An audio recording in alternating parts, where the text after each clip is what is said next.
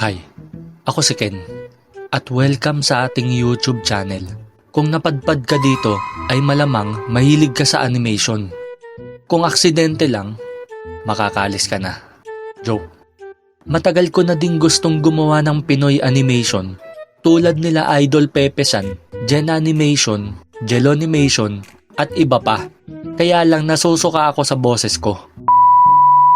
Anyway, dito ay magsishare ako ng sarili kong Pinoy animated stories tulad ng baliktanaw, kwentong kalokohan, mga ganap sa life na sure akong makaka-relate kayo, pati alaga nyo.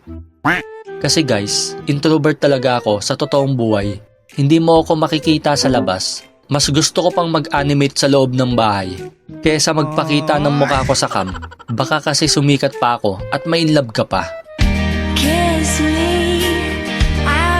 Kaya kung crush mo na ako, kung gusto mo pang magtiyaga dito sa channel ko, subscribe na!